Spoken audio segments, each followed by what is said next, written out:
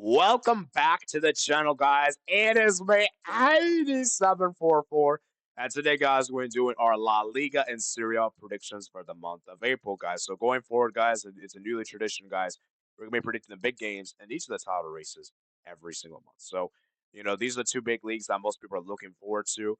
And as you can see here in the thumbnail, I have only selected four teams because, yes, guys, I believe Atletico Madrid and Atalanta or no longer a part of the title race. I think these teams have dropped off or in a bad run of form, and I don't think they're going to be back in it. Now, that being said, I may come back to bite me, so who knows? If Atletico Madrid, Atalanta have a great month of April, and suppose the other two teams don't, then maybe include them for the May edition.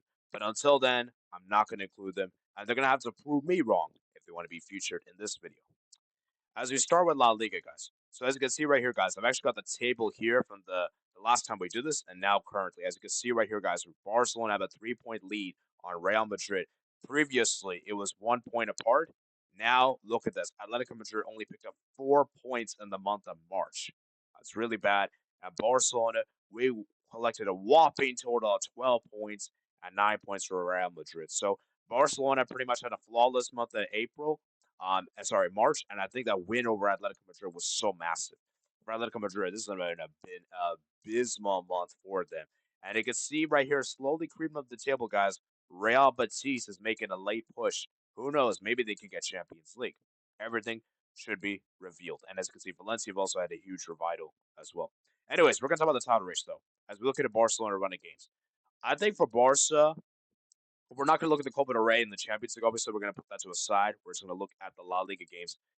Barcelona have a pretty favorable fixture list. I mean, the Real Betis game on the weekend is going to be a tricky one because obviously we know how good Real Betis are, and obviously with Anthony balling out, it's going to be very difficult. Now, I did hear the news that Isco is going to be suspended for that game, which is a huge positive because obviously Isco is one of the most integral players. So I do feel like Isco's presence will obviously be hard to deal with, and obviously being a former Madrista, of course, he would want to obviously show up against Barca. So I do expect Barca to get the job done against Betis.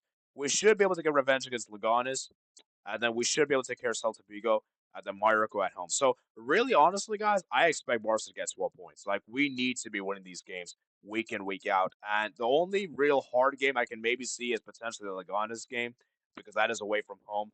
But even still, Barcelona should win. And I know we did lose to them in a reverse fixture, but we were in a bad run of form. So I think now we're going to get revenge and everything. But I will say this, though. Leganes is a tricky team. We saw they gave a good game to Real Madrid this last weekend. And a few weeks ago, they did defeat Atletico Madrid. So Leganes, especially at home, could be a tricky one. And remember, guys, they did defeat us reverse fixture. So I don't want to get too arrogant in saying that, oh, we should smash them.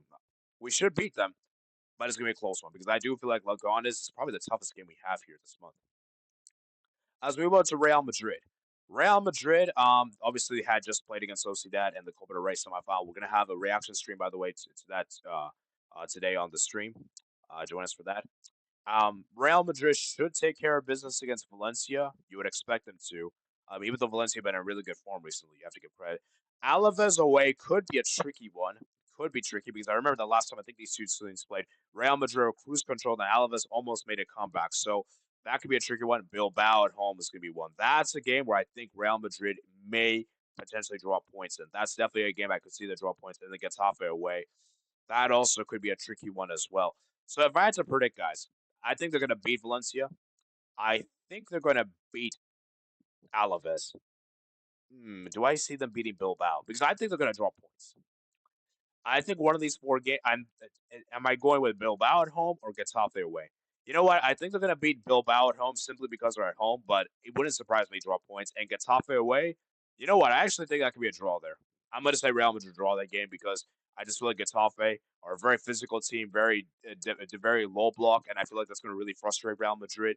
And I could see Getafe getting like a draw there, maybe even beating Real Madrid. I mean, they've beaten Atletico Madrid at home this season.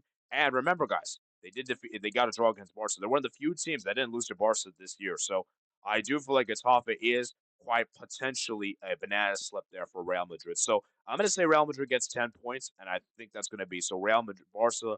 If my predictions come to fruition, that means Barca's going to have a 5 point gap in May. That could be put her hands virtually on the title. As we move on to Serie A, guys, Serie A. So As you can see right here in the Serie A, guys, Inter and Napoli are still neck and neck, 67 over 64. And Atalanta, man, it's been a really bad month for them. Only 4 points picked up in the month. Really, really abysmal. Bologna's not picking it up. Juventus kind of been underwhelming. Roma's actually doing really well. You can see the comeback they made. Roma's been in imperious form. And yeah, so it'll be interesting to see how the top four finishes out in the Serie A. But we're only going to look at the title race here as we look into Inter's running game. So Inter, they got Parma away. That's a good tricky one. I think that is a game where Inter could definitely draw points in because I think they always struggle against Parma on the road, I believe. That's always a game that's very tricky for Inter. Cagliari at home should be a win.